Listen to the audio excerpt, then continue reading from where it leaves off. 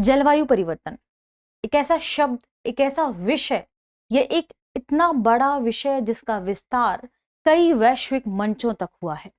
कई वैश्विक मंच, कई क्षेत्रीय संगठन आपस में साथ आए हैं, कई विकसित और विकासशील देश आपस में साथ आए हैं और कई मंचों पर चर्चा हुई है जलवायु परिवर्तन के नकारात्मक प्रभावों को कम करने और इन्हें रोकने के संदर्भ में।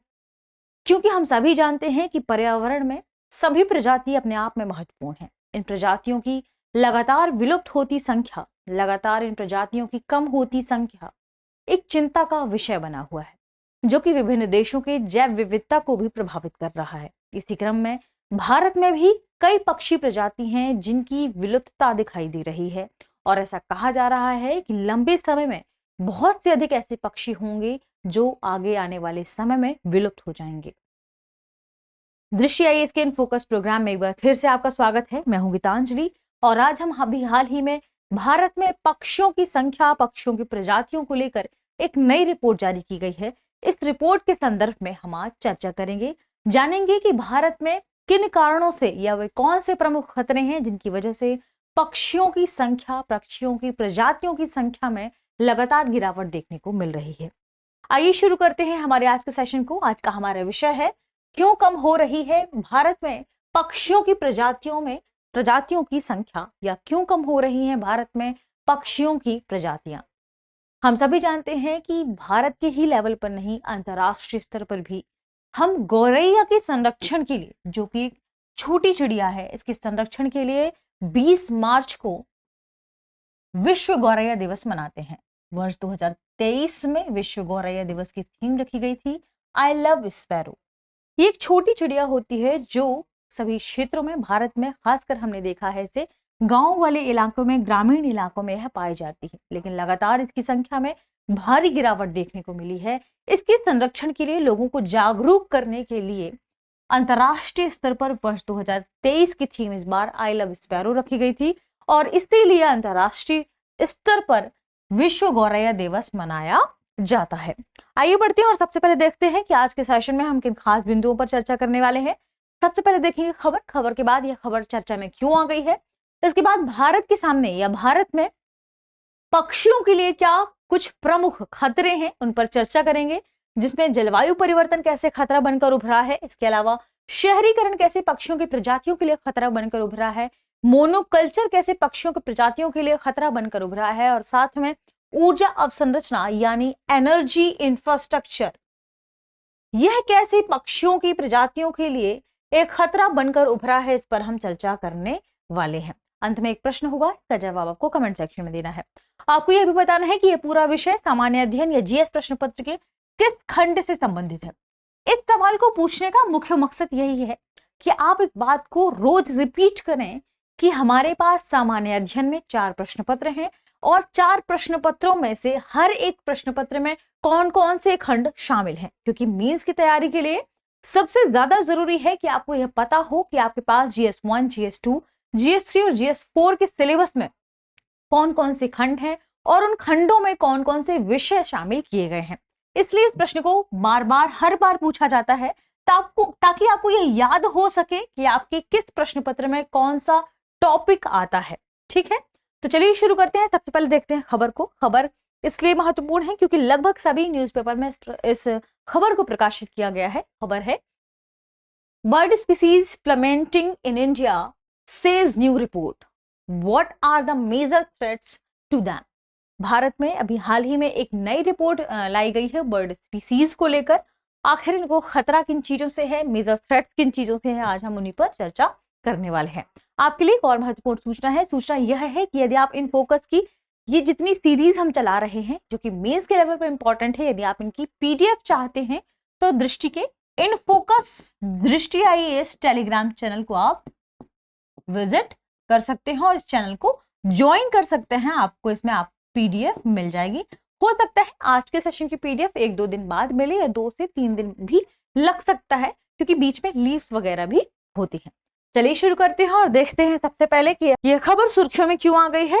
यदि बात करें कि यह खबर चर्चा में क्यों थी, तो अभी हाल ही में एक रिपोर्ट जारी की गई है। रिपोर्ट है भारत में पक्षियों की प्रजातियों के संदर्भ में। जिसमें लगभग 30,000 पक्षी प्रेमियों की जो डेटा इकट्ठा किया गया था, उस डेटा के आधार पर ही इस रिपोर्ट को जारी किया गया है। इस रिपोर्ट में कहा गया है कि भारत में बड़ी संख्या में पक्षी प्रजातियों की संख्या में गिरावट देखने को मिली है और रिपोर्ट में यह भी कहा गया है कि आने वाले समय में या आने वाली लंबी अवधि में भारत में कई सौ पक्षी की जो प्रजातियां हैं वे विलुप्त होने की कगार में आ जाएंगी, ऐसा अनुमान इस रिपोर्ट में लगाया गया है।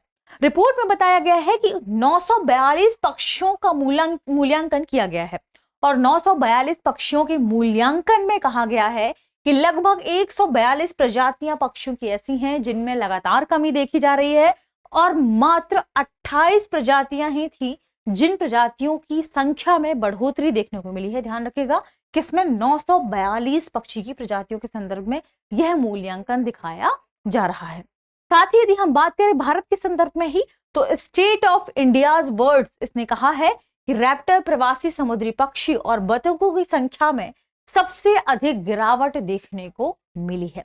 इसलिए इस रिपोर्ट के संदर्भ में ही आज हम चर्चा करेंगे भारत के लिहाज से कि भारत में पक्षी प्रजातियों को किन किन चीजों से सबसे अधिक खतरा देखने को मिला है और विस्तार से चर्चा करेंगे उन वजहों पर जो इसके लिए मुख्य रूप से केंद्र में है। आइए देखते हैं भारत में पक्षियों के लिए प्रमुख खतरे कौन कौन से हैं। सबसे पहला जो विषय है हमारा यह टॉपिक है वो है जलवायु परिवर्तन।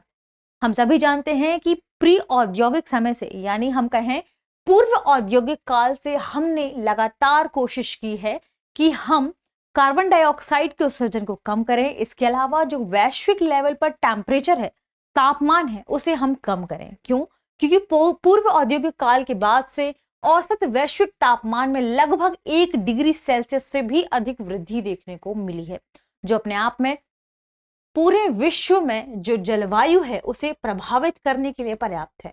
और जब जलवायु प्रभावित होगी तो जलवायु परिवर्तन की वजह से कई नकारात्मक प्रभाव देखने को मिलते हैं और कई नकारात्मक प्रभावों में एक यह भी शामिल है कि जैव विविधता प्रभावित हो रही है और जैव विविधता के प्रभावित होने के क्रम में ही यह बात है कि पशु पक्षी, नदियां, पर्वत, पठार ये सभी प्रभावित हो रहे हैं क्योंकि कई ऐसे क्षेत्र हैं जहां पर अभी बर्फ जमी हुई है लेकिन जलवायु परिवर्तन की वजह से वो बर्फ पिघल रही है। तो ऐसे क्षेत्र, मैदानी क्षेत्र या कहीं कहें ऐसे क्षेत्र जहां लोग निवास कर रहे हैं वहां बाढ़ जैसी स्थिति भी देखने को मिल रही है और ऐसे में पशु पक्षियों की जो प्रजातियां हैं उन्हें ये लगातार प्रभावित कर रहा है। यदि बात करें हम इसी संदर्भ में कि जब से 1 डिग्री टेम्परेचर लगातार बढ़ा है तो इसने न केवल मनुष्यों के लिए बल्कि पक्षियों के लिए भी विनाशकारी परिणाम को आगे दिखाया है और कई प्रजातियां यहां पर विलुप्ति के कगार पर आ गई हैं। कैसे? क्योंकि इसने प्रजातियों की जो प्रजनन है इससे भी प्रभावित किया है। इसकी वजह से इनका जो पूरा सिस्टमैटिक क्रम होता है वह उनकी जो पूरा जीवन रेखा है उसे इसने प्रभावित किया है। इसने प्रजनन, घोंसला बनाने और प्रवासन जैसी वार्षिक घटनाओं को, इनका समय का एक पूरा सिंक है इनका कि इस समय ये प्रजनन करते हैं, इस समय ये प्रजातियां इस पक्षी की प्रजातियां बाहर विचरण के लिए जाती हैं। तो इन सभी से ये बाहर आ गए हैं। इनका जो समय सिंक था, घटनाओं का जो पूरा एक क्रम था, इस घटनाक्रम से ये बाहर आ गए हैं जिससे पक्षियों के प्रजनन और अस्तित्व को प्रभावित किया है इन्होंने और प्रभावित करने की वजह से लगातार ये विलुप्ति के कगार पर आ गई हैं। इसके अलावा तेज गर्मी पक्षियों का अपना व्यवहार बदलने के लिए मजबूर कर रही हैं जिसकी वजह से वो एक स्थान से दूसरे स्थान की जाने की बजाय अपने ही स्थान पर रहना पसंद कर रहे हैं और ऐसे में पक्षियों के अस्तित्व और प्रजनन पर प्रतिकूल प्रभाव पड़ रहा है। इसलिए भी कहा जा रहा है कि पक्षियों की प्रजातियों में लगातार गिरावट देखने को मिली है। दूसरा कारण है शहरीकरण। हम सभी जानते हैं कि शहरीकरण के लिए या हाईवे बनाने के लिए सभी देश अपने अपने क्षेत्र में विकास करने के लिए बहुत अधिक मात्रा में पेड़ पौधों को, जंगलों को नष्ट कर रहे हैं।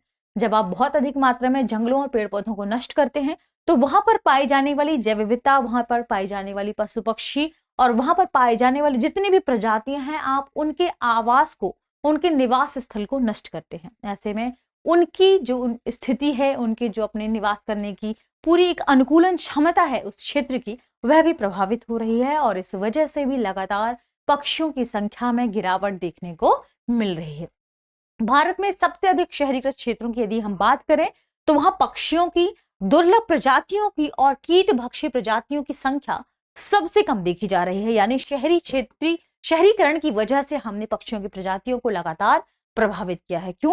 क्योंकि हम इसकी वजह से उनके प्राकृतिक आवास को नष्ट कर देते हैं और इस वजह से वे अधिक वायु प्रदूषण और उच्च तापमान में रहने के लिए बाध्य हो जाते हैं और जब ये इनके संपर्क में आते हैं तो वो अपना जो मानसिक संतुलन है वे खो देते हैं और साथ में उनके आने वाला जो पूरा एक प्रोसेस है जीवन का, से जो उनका पूरा समय चक्र है, वे उससे उन्हें प्रभावित कर रहे हैं। ऐसे में इसके अलावा कुछ और भी कारण बताए जा रहे हैं, जैसे शहरों में ध्वनि प्रदूषण अधिक होता है और जो वे पक्षी हैं जो गाना गाते हैं, गुनगुनाते हैं, ऐसे में उन्हें भी ये चीज प्रभावित कर रही है। यानी अधिक ध्वनि प्रदूषण की वजह से जो पक्षी तेज आवाज में गाना गाते हैं उन्हें और अधिक तेज आवाज में गाना पड़ रहा है। यहाँ तक कि ऐसा भी देखा जा रहा है कि अधिक शहरीकरण की वजह से बहुत ही खराब स्थिति में उन्हें अपने आवास को छोड़ने के लिए मजबूर भी होना पड़ा है।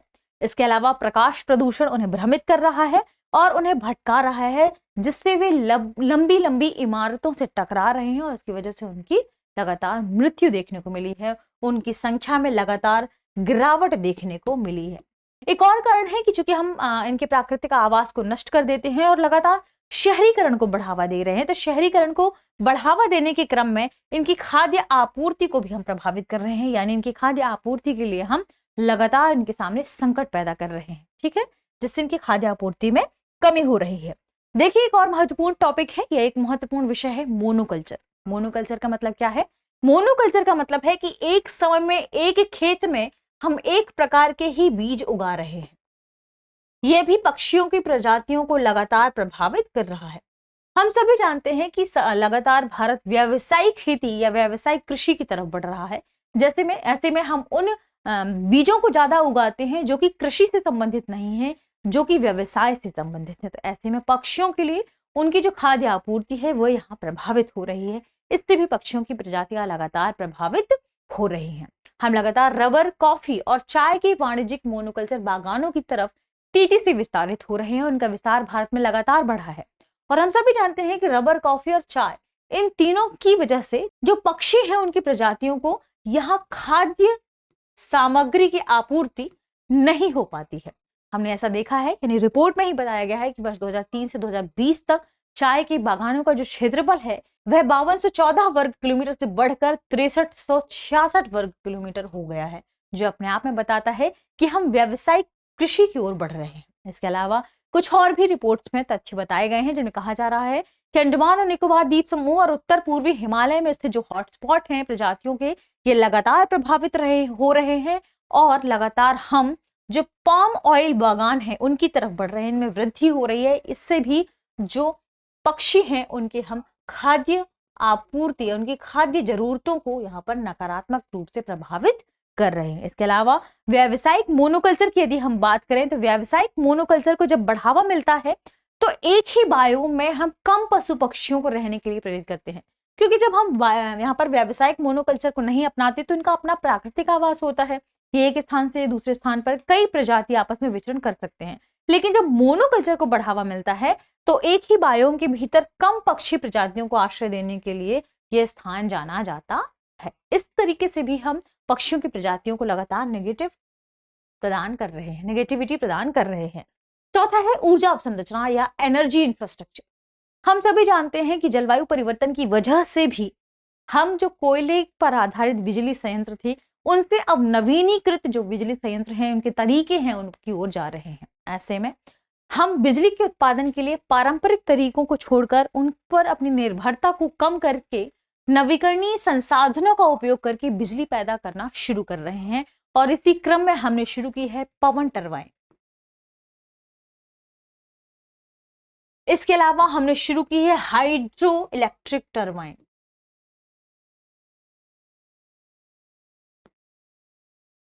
अब बात करें इनके स्थानों के संदर्भ में, तो जब हम हाइड्रो इलेक्ट्रिक टरबाइन को बनाते हैं तो इन्हें हम मोस्टली वैसे क्षेत्र में बनाते हैं जो जहां पर पानी की आपूर्ति सुनिश्चित होती है।